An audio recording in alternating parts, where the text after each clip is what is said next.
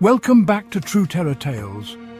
Tonight, we dive deep into two spine-chilling stories. One about a forgotten well that hides a family's darkest secret, and the other about a hitchhiker who vanishes from thin air. Both stories will leave you questioning what's real and what's a mere legend. But only one is true. Can you guess which one? Stick around until the end to discover the truth. In the quiet town of Claymore, Nebraska, the Fletcher family had lived on a sprawling farm for generations. The farm, secluded and old, had one peculiar feature: a decaying well behind the barn. Over the years, the locals had whispered stories about it, telling tales of strange happenings and voices that seemed to come from the well. But these were just rumors. Nothing Alan Fletcher took seriously when he inherited the property. In 1987, Alan moved his wife Mary and their two children, Peter and Lucy, to the farm. The house was drafty and the barn was falling apart, but Alan was excited to restore the farm to its former glory. The well, he thought, was just an old relic of the past. He told his children to stay away from it, but otherwise he paid no mind to the dark rumors surrounding it. That summer evening, when Alan was in the kitchen preparing dinner, something unimaginable happened. Peter, only 6 years old, had gone outside to play, as he always did. He'd taken his toy truck with him, a small red plastic truck that he loved. But when the family sat down for dinner, they realized Peter had not come back.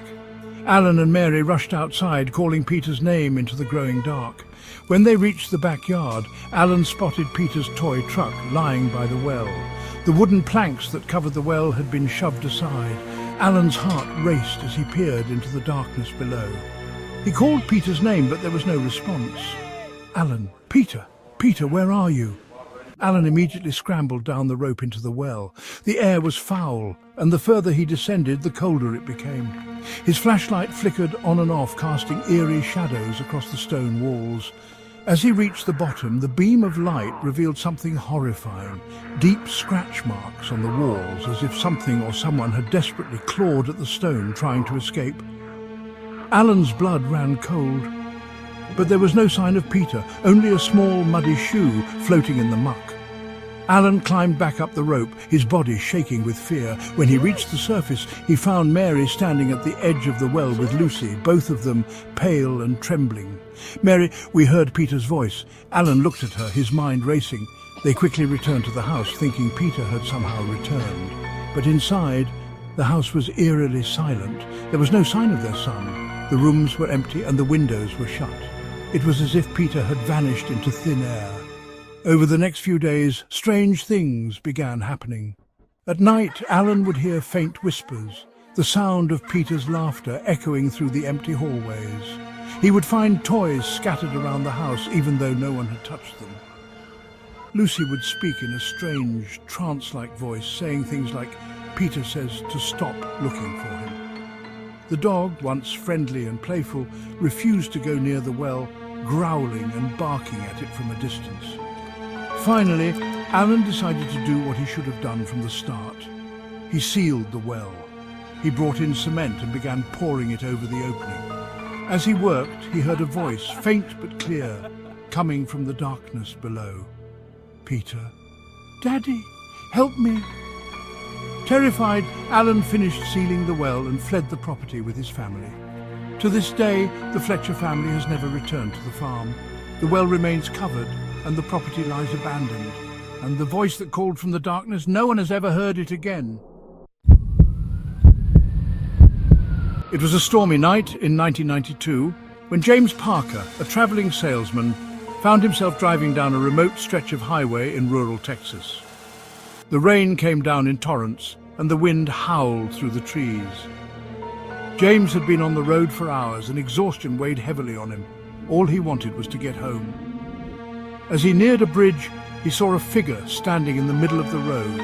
A young woman in a soaking white dress, her hair plastered to her face from the rain. She held out her arm, signaling for a ride. Despite the eerie circumstances, something about her made James stop. "James, need a lift?" The woman nodded silently and climbed into the car. She didn't say much, only offering a quiet "thank you." James glanced over at her, but her eyes were cast downward, and her hands were cold, like ice.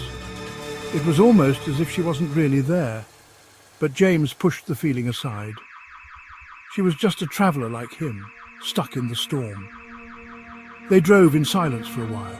Then, as they neared the bridge, the woman spoke in a soft, clear voice. "Woman, please drop me off here. I'll walk the rest of the way." James pulled over, puzzled, and looked over to say goodbye. But when he turned, the seat beside him was empty. His heart leapt in his chest as he slammed on the brakes. He quickly checked the back seat and the road outside. Nothing. The woman had vanished without a trace. Confused and unnerved, James pulled back onto the road, his mind racing. How had she disappeared so quickly? He was sure the car had been locked and she couldn't have opened the door without him noticing, but she was gone. The next morning, shaken and still thinking about the strange encounter, James stopped at a diner to grab a cup of coffee. As he sat down, he mentioned the incident to the waitress, hoping to make sense of it. The waitress froze, her face draining of colour. "Waitress, you saw Lydia? She died in a car accident near that bridge years ago. Her ghost has been seen by dozens of drivers. She always asks for a ride, and when you drop her off, she disappears." James left the diner, unable to shake the image of the woman in white. The next evening, he drove back to the bridge, hoping to find some answers. As he parked on the side of the road, he noticed a weathered memorial at the edge of the bridge. It was filled with flowers, candles, and a photograph of a woman in a white dress, the same woman James had picked up. Now that you've heard both stories, which one do you think is true? Is it the horrifying tale of the forgotten well, or the ghostly hitchhiker who vanishes without a trace? Here's the truth. Story one is purely fictional, inspired by eerie legends of cursed wells. But story two is based on real reports of ghostly hitchhikers, a phenomenon that has been documented across the world.